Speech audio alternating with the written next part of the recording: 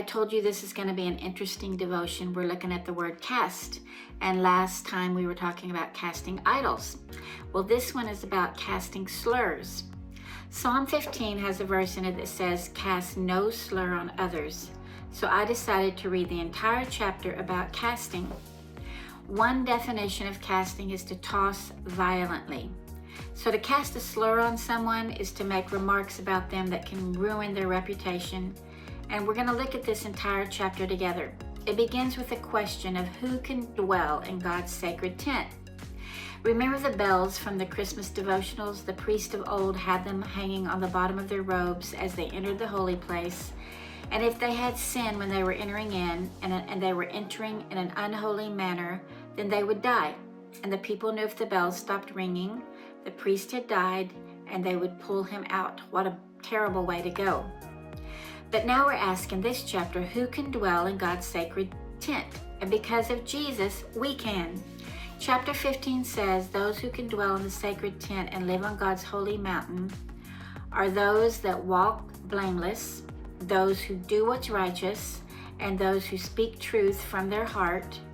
And here comes what we're talking about today. The one whose tongue utters no slander, does no wrong to a neighbor, casts no slur on others, and despises the vile, but honors those who fear the Lord. It's the one who keeps an oath even when it hurts, the one who doesn't change their mind, lends to the poor without interest, doesn't accept bribes. And it ends the chapter by saying the people that do all these things will never be shaken. What a prescription for a good life. I don't know about you, but I've sinned. I've done unrighteous things. I've spoken ill of others. I've wronged people. My actions are found among that list of those who are invited to God's sacred tent, His holy mountain. We've all done it, and we've all sinned and fallen short. But let's look at this phrase again, cast no slur on others. Some other words for casting a slur might be to belittle, to tarnish, to dishonor, to revile or smear. Think about those silver pieces that some of us still have that our grandparents had and how they tarnished over time. They tarnished from not being used. So it could be that casting a slur on someone could also be caused by not choosing to polish them with good words.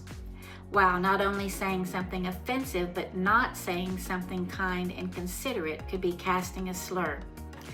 When I was teaching, a student cast a slur on a teacher that I worked with, saying that he had done something that he had not. But because the student said it, broadcasted it, and it even made the evening news, this teacher's reputation was damaged for life. He was no longer able to teach in our school district, even though what was said about him was untrue. A slur had been cast on his reputation. So where do we cast slurs today? Well, maybe on our spouse or our children when we talk ill of their character or defame them with words of condemnation. Maybe in politics, where maybe casting a slur is most evident in our society, and we even join in and repeat slurs about those running for office. We might justify it, but casting a slur is not justifiable. Maybe we cast a slur on someone that has caused offense to us. We belittle who they are as a person into the ears of another, deposit mistrust, causing that person to dislike this person that we've just cast a slur upon. I'd say casting a slur might be more common than casting a fishing line. And it would be better for us all if we showed up on the bank of a river to cast a fishing line than to cast a slur on another person, which happens multiple times a day. Have you ever listened to someone else cast a slur? That message of defamation lays in your mind, and the next time you see that person, it doesn't know how much good you've known about them. That slur stands out. Casting a slur is a big deal, and it's one thing that keeps us out of that sacred place. Oh yeah, we're cleansed and spotless and righteous because of what Jesus did for us, but we know that daily living in that space where we feel in relationship with God can be difficult if we've cast slurs on others or the other things listed in this chapter. Here's the danger. Once these are cast, they're set, and there's no taking back what came out of our mouths. We carry with us the shame of what we said, and that person may carry the ruin of what others heard. Casting slurs on someone's never a good idea, so how do we purpose not to do it? Well, of course, we're going to look at casting our cares on Jesus later, but why not mention it now? The best remedy for a hurt heart that then speaks hurtful words is to take it to Jesus. I don't know if you've heard the song Take It to Jesus by Zach Williams and Dolly Parton. It's a great one, and it's true. Jesus can take our hurts, our evil desires to slur someone, and he can handle them.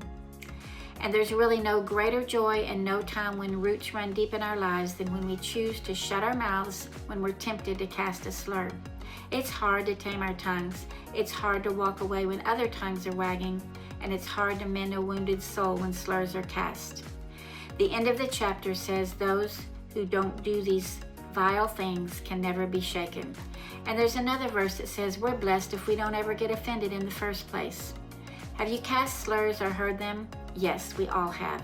And we can purpose this year to take them to Jesus before they slip off our tongues, so we can enjoy that sacred place next to him without guilt or shame, because we've honored others as Jesus has honored us with his love and presence.